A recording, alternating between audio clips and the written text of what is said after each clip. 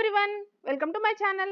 In the previous video, we learned about 7th class social, 4th lesson oceans and fishing, part 1. Now in this video, we will learn part 2. In the part 2, we completed up to 4.2 fishing villages on the coastal plains. Now fishing. It is 4 o'clock in the morning. Appalakonda's wife Dhanamma wakes him up and gives him some rice gruel to eat by 5 am. After which Appalakonda is ready to go out to the sea. His friends wait for him on the beach. All of them are poor fishermen. They don't own any boats or nets. They work on Tata Rao's mechanical boat. Altogether, there are 20 members on a boat. Tata Rao also joins them and works along with them. The boat had already been made ready the day before, with all the necessary things properly loaded in it. Early morning 4 o'clockకి అప్పలకొండ అనే ఒక fishermen భార్య, ఆమె పేరు ధనమ్మ. ఆమె ఏం చేసిందంటే అప్పలకొండకు అన్నం పెడితే అది తిని అతను 5 గంటలకు సముద్రంలోకి వేటకు వెళ్ళడానికి బయలుదేరాడు. ఇతని ఫ్రెండ్స్ అతని కోసం ఏం చేస్తున్నారు, అక్కడ వెయిట్ చేస్తున్నారు. మొత్తం 20 మంది కలిసి చేపల వేటకు వెళ్తున్నారు. వీరందరూ చాలా బీదవాళ్ళు. వీరికి సొంత పడవ కానీ వలలు కానీ లేవు. అందుకే తాతారావు బోట్ పైన వీళ్ళు పనిచేస్తున్నారు. వీరితో పాటు తాతారావు కూడా వేటకు వెళ్ళాడు. వేటకు వెళ్ళడానికి కావాల్సిన వస్తువులతో బోట్ని ముందుగానే అంటే ముందు రోజే రెడీ చేసి పెట్టుకున్నారు. ఇది 4.3 భావనపాడు విలేజ్ యొక్క పిక్చర్. తర్వాత వచ్చేసి ఇక్కడున్న ఈ picture aerial view of Bhavanapadu village settlement. ఇక్కడ ఏరియల్ వ్యూలో భావనపాడు ఈ విధంగా కనబడుతుంది.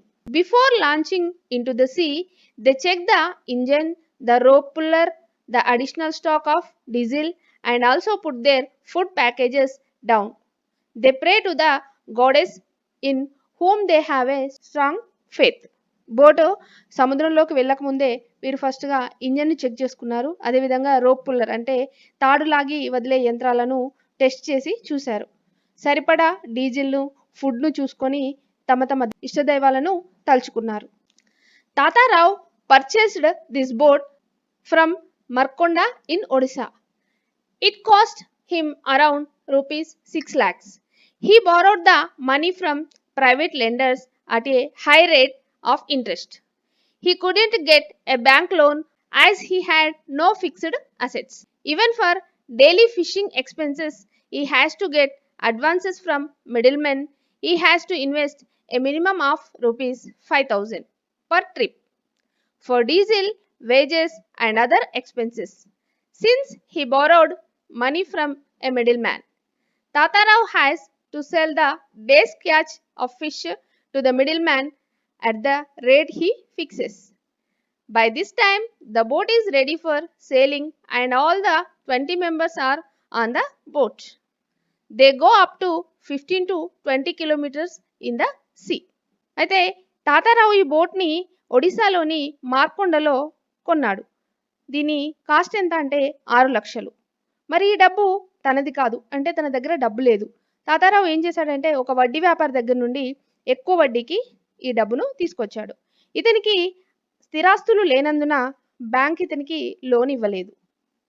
ప్రతిరోజు చేపల వేటకు వెళ్ళడానికి ఇతనికి డీజిల్, కూలీ ఖర్చులకు మొత్తం ₹5,000 అవుతుంది.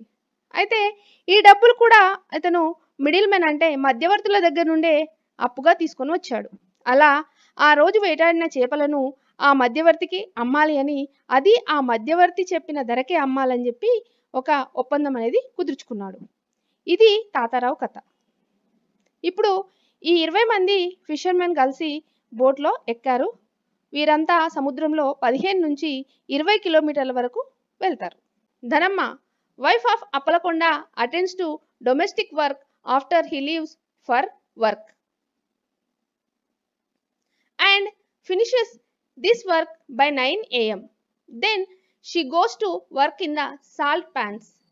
Sometimes she also attends to agriculture work. Sometimes she also attends to agricultural work. As they don't possess any agricultural land or salt pans. Their family depends on the daily wages they get. While laboring in the salt pans, Dhanamma eagerly waits for her husband's phone call. She remains anxious about her husband's safety and also about the catch. If there is a good catch, they will get more money for the household. ఇక్కడ అప్పలకొండ భార్య ధనమ్మ ఇంటి పనిని 9 గంటల వరకు complete చేసి work కోసము సాల్ fans అంటే ఉప్పు చేసే మళ్ళ దగ్గరికి వెళ్తుంది లేదా వ్యవసాయ పనులకు కూడా వెళ్ళేది. వీరికి భూమి కానీ సాల్ ప్యాన్స్ కానీ లేవు. అందుకే ఈమె వేరే వాళ్ళ దగ్గర వెళ్ళి వర్క్ చేసేది. అందుకే వీరి ఫ్యామిలీ డైలీ వర్క్ పై డిపెండ్ అవ్వాల్సి ఉంటుంది.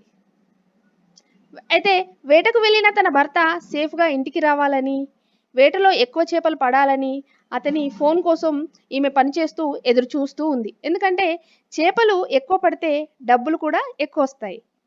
అవి వారి ఖర్చులకు ఉపయోగించుకోవచ్చని ఆమె ఆశ. Fishermen return any time between 1 PM and 8 PM or sometimes even late in the night. On the day we visited the village, they came back at 3 PM with a good catch of a type of fish known as para. Some middlemen temporarily store the fish, segregate them and carry them in cold container tanks to faraway places like Kolkata, Bangalore, Chennai, Hyderabad, Kerala and so on. అయితే ఈ fishermen మామూలుగా మధ్యాహ్నం 1 గంట నుండి 8 గంటల మధ్య వస్తారు. ఒక్కోసారి రాత్రి బాగా లేట్ కూడా కావచ్చు. కానీ ఆ రోజు పారా అనే రకం చేపలు ఎక్కువగా పట్టడంతో వీళ్ళు మధ్యాహ్నం 3 గంటలకే వచ్చేశారు. చేపలను బోట్ నుండి దించారు. అక్కడికి ఈ మిడిల్ మెన్ అంటే ఈ మధ్యవర్తులు కూడా అక్కడికి వచ్చారు.